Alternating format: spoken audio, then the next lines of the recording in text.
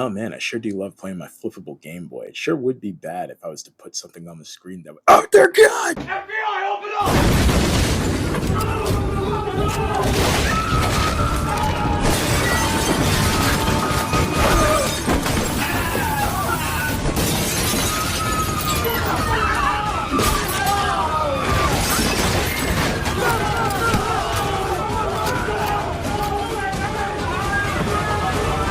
I kind of just finished revamping my retrocade setup. With all the talk of the new Switch coming out, I was kind of just in my little corner waiting patiently while dealing with my backlog of games and scripts. Also scrapping certain scripts because of Borderlands controversy. Now, while off in said corner, I hear about the Direct and remember my college chat would be watching that. I ended up not passing on that, even though it was early in the morning, as our resident Nintendo fanboy proceeded to literally explode in Discord chat about the mouse and chat functionality while adding everyone in every single message he sent.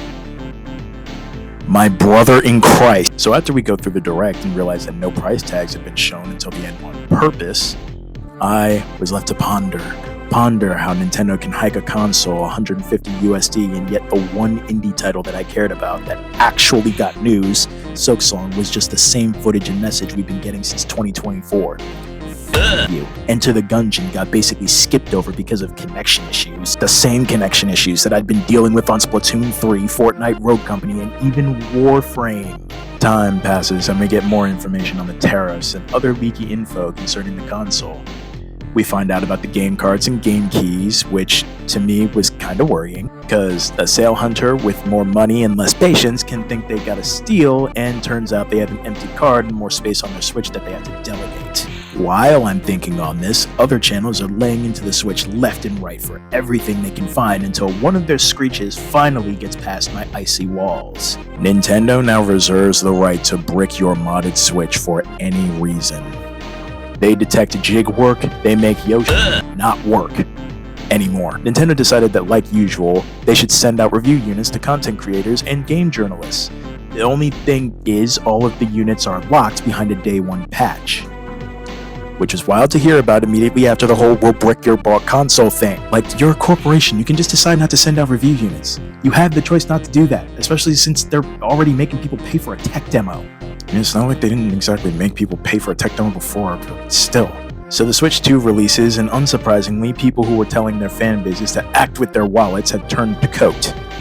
Big-time YouTubers, gaming creators, tech creators, everyone whose career would kind of depend on having the best new stuff decided they need this thing. So everyone is grabbing one where they can. Some people finding out they actually don't have to jump through hoops to get one, only to think that they may have spent a little too much on a game console day one with only a couple of games to its collection. Rumor now has it that people are returning the things when review bombing the console.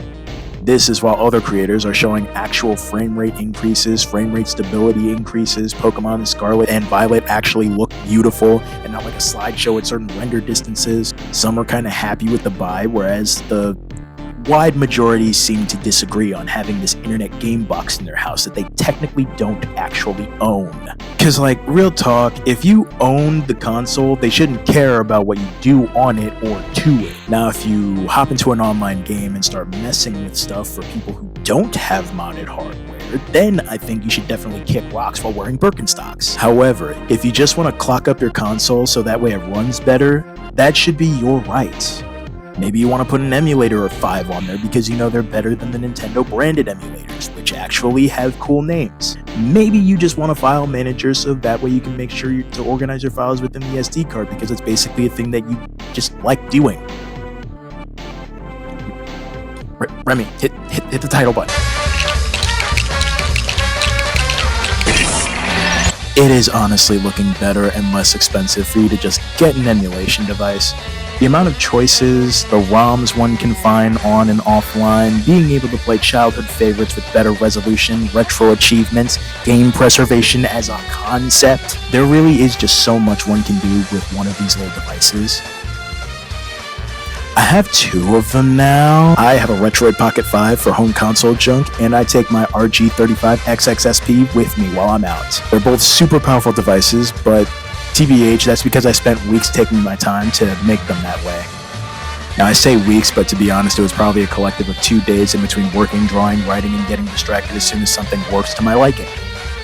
Hence, I can get one of these things booted in nearly no time flat now. Also, I have a ton of progs that somehow don't take up space on my PC. Honestly, with my Mega Man background, that's like having a team of mixed progs that all specialize in file transfer, gaming, and security. I have image files and BIOS for these things that I don't even use, just on my external drives now too. Pretty sure that my Noli config isn't on there just because of the fact that would take flashing an image onto an empty drive. That's the same size as the drive I'm already keeping. Getting the RP5 going was easier than the XXSP, since all I needed to do was boot the thing up, pick which apps I wanted to download, and I even replaced the RetroArch 64 version it had pre-saved because that couldn't take retro achievements. Citra's basically dead and gone, so it's all about azahar now. I mean, there's Line 3DS too, but I like azahar. I liked Citra for the short time I had it on my hardware. It only stuttered when there was a lot going on, hence why I could run Smash 4 but struggles with Planet Robobots, and why certain actions of powerful Shippuden would make the program stutter like me reading a script. Ironic how I said that part completely perfect. So I'm running a Retroid Pocket 5 on most of my base hardware, mostly because I actually like the feel of the Android OS. At least to get to my front end. I kind of run this thing like a SIMless phone, hence I put Blue Archive on here and thought about doing Cats and Soup, but I have a tablet for that. Being on an Android device that has emulators as the basic apps is actually pretty nice, since not only do you get online updates from Play Store apps, but you can even replace firmware you dislike by going to the site you trust for emulators, getting an APK, and unpacking that right into the device. Same for the arcane task of going online to find ROMs from online sites. A process so secretive, so underground and specific that even seasoned site wanderers such as I dare not share. Curse note, please scan any and all items you download from the internet. I am begging you, I'm on my knees. A process that I've done for my computer. RP5 and RG35 XXSP. My MUSP as I call it. It's powerful for the little handheld shaped like a flip phone, to be honest. After I stuck Noli on it, I gave it a straight up Zenkai boost. I'm a gamer who enjoys a sensation that makes one feel kinda strange. I call it gamer dysphoria. Mostly because back in Cool Leg, I would always get asked, yo, what you doing? Wait, is that a game from my childhood? And I would usually respond, oh yeah, I'm just playing a Game Boy Advance game on my MacBook with my PlayStation controller.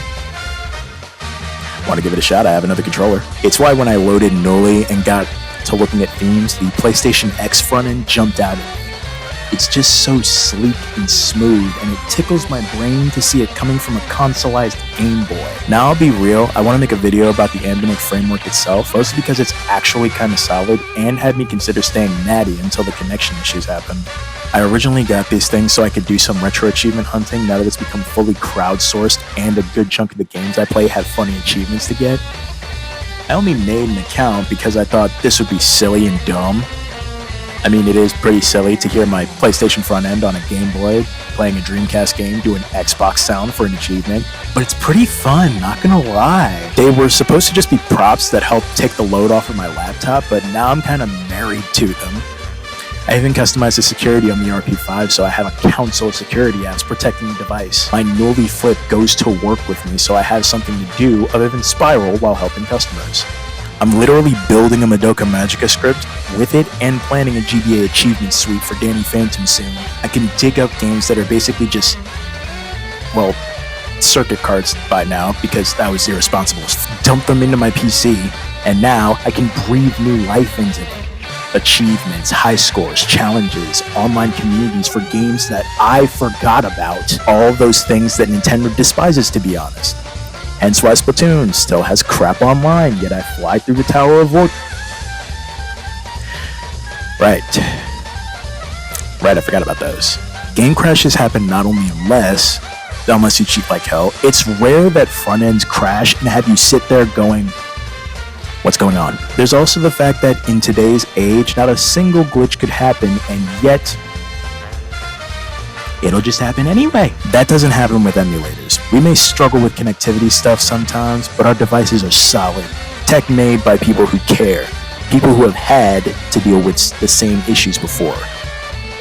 I hope. It may take a bit of extra setup at some levels, but hey, at least now they can't make you pay for that setup. Appreciate you, hon.